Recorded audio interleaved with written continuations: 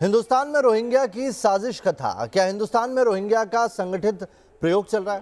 क्या शरणार्थी के नाम पर रोहिंग्या देश में कोई बड़ा खेल खेलने की फिराक में है? रोहिंग्या की इन्हीं बड़ी साजिशों का आज पर्दाफाश करेंगे, जिन्होंने शरणार्थी के रूप में भारत में पहले घुसपैठ की। उनकी साजिशों के जाल को तोड़ने वाली न्यूज नेशन की है एक्सक्लूसिव रिपोर्ट आपको देखनी चाहिए।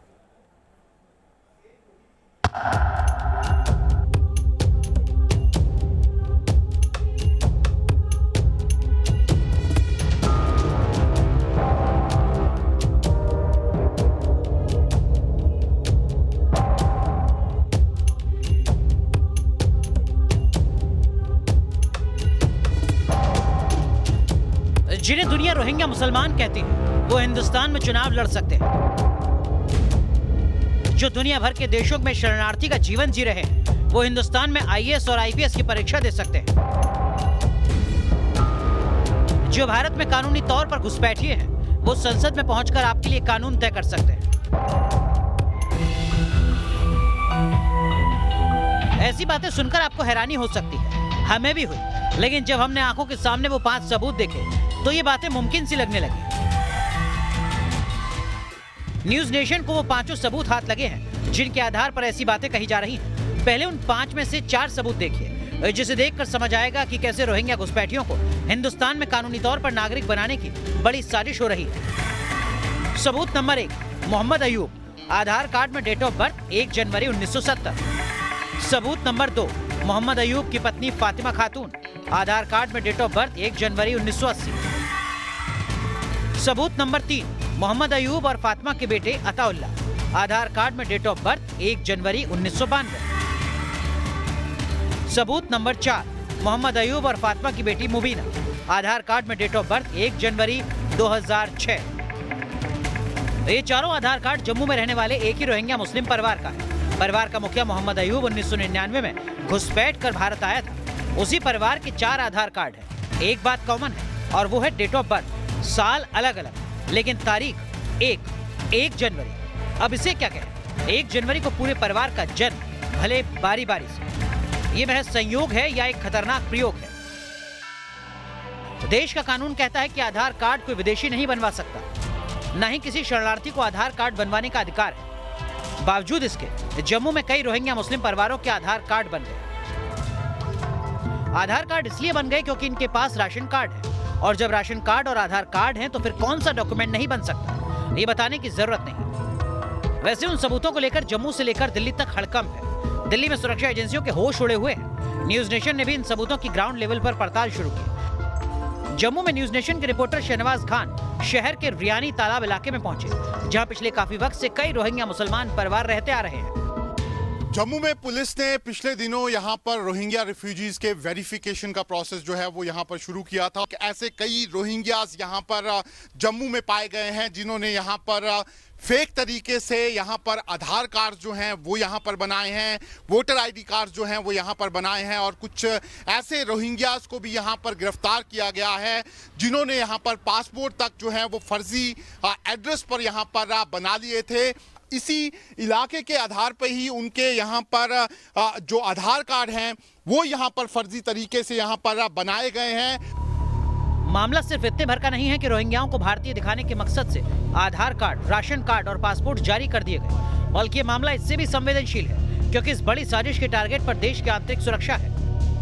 एक आधार कार्ड बनाने के लिए कई सबूत देने पड़ते हैं। एक तो आपका जो परमानेंट रेजिडेंस है और कहाँ के आए हैं, टेलीफोन नंबर वगैरह, तो ये रोहिंग्या अपने आप कर नहीं सकता है। इसके पीछे जो भी है कोई एक टीम बनी हुई है और ये साजिश के तौर पर इनको परमानेंटली भारत में सेटल करने की कोशिश की जा रही है, ताकि ख़ास करके जैसे कि जम्मू के इलाके में है, वहाँ पर जो पॉपुलेशन है वो एक जो डेमोग्राफी है वो एक तरफ से वो उसमें बदल किए जाए।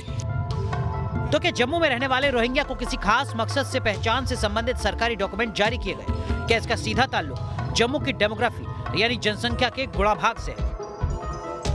इसका जवाब समझने के लिए आपको जम्मू के साथ साथ कश्मीर की डेमोग्राफी भी समझना जरूरी है। जम्मू में कुल जनसंख्या में हिंदुओं की आबादी 65.23% है, जबकि मुसलमानों की आबादी 30.69% यहाँ 3.57% सिखों की आबादी भी रहती है। वहीं कश्मीर रीजन में कुल जनसंख्या में हिंदू महज 1.84% है, जबकि मुसलमानों की संख्या यहाँ पर 97.16% है, तो सिख 1% से भी कम है। यानी कश्मीर से उलट जम्मू में हिंदुओं की आबादी ज्यादा है और मुसलमानों की कम। तो क्या जम्मू में डेमोग्राफी के इसी समीकरण को रोहिंग्याओं की आबादी से बदलने की साजिश पिछले 2 दशक से हो रही है? उस समय की जो सरकारें हैं उन्होंने इनको जम्मू में सेटल किया और कश्मीर में नहीं। और ये भी सोचने वाली बात है कि कश्मीर में क्यों नहीं सेटल किया इनको, सिर्फ जम्मू में क्यों। तो ये साफ तौर पर नज़र आ जाता है कि ये डेमोग्राफी को बदलने की कोशिश की जा रही थी और इसके पीछे जो भी साजिश है मैं समझता हूँ इसके ऊपर जांच होना चाहिए। दुनिया भर में शरणार्थियों की निगरानी का काम यूनाइटेड नेशंस का हाई कमिश्नर फॉर रिफ्यूजी यानी UNHCR करता है। UNHCR ही रोहिंग्या शरणार्थियों को किसी खास देश में शरण लेने के बाद सर्टिफिकेट जारी करता है। जम्मू में भी ऐसे कई रोहिंग्या मुस्लिम परिवार हैं जो UNHCR का कार्ड बनवाकर एक रिफ्यूजी की तरह रह रहे हैं।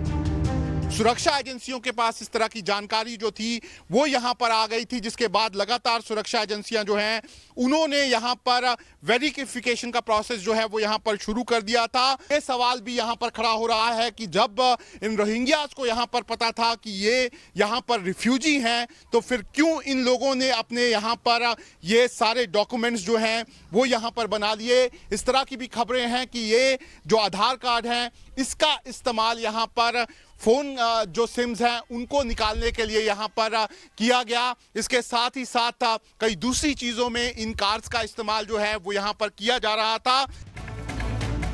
तो याद कीजिए, आखिरी बार जब आपने मोबाइल का नया सिम कार्ड खरीदा होगा तब आपसे आपकी फोटो आईडी वाला पहचान पत्र मांगा गया होगा, फोटो ली गई होगी, पूरे वेरिफिकेशन के बाद आपका मोबाइल नंबर एक्टिवेट हुआ होगा। कुछ ऐसी ही वेरिफिकेशन जम्मू में रोहिंग्याओं की भी हुई, जिन्होंने फर्जी पहचान पत्र बनवाकर नया मोबाइल नंबर जारी करवा लिया। ऐसे 1-2 लोग नहीं, जम्मू में ऐसे लोगों की पूरी लिस्ट मौजूद है। इनमें बाकायदा रोहिंग्या मुसलमानों के एड्रेस और मोबाइल नंबर मौजूद है। अब सभी रोहिंग्यास जो जम्मू में रहते हैं उनके वेरिफिकेशन का प्रोसेस यहाँ पर शुरू हो गया है और ये भी खबरें निकल कर आ रही हैं कि ये जो प्लॉट्स आप देख रहे हैं, जिन प्लॉट्स पे यहाँ पर ये रोहिंग्यास रह रहे थे, उन प्लॉट मालिकों के खिलाफ भी यहाँ पर FIR भी हो सकती है, कार्रवाई भी हो सकती है। जम्मू से आई इस खबर के बाद यूपी में भी रोहिंग्याओं के खिलाफ अभियान शुरू हो गया है।